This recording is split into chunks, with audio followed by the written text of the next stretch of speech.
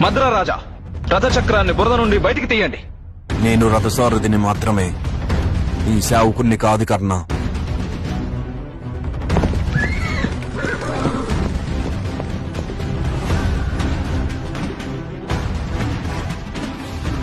ఈ యుద్ధం పూర్తయిన తరువాత ఈ మాతకు నీ జన్మ వృత్తాంతాన్ని ప్రకటించేందుకు అనుమతినివ్వు పుత్ర. ఇదే అనువైన సమయం. అంగరాజు కర్ణుణ్ణి వధించు. సోదరా,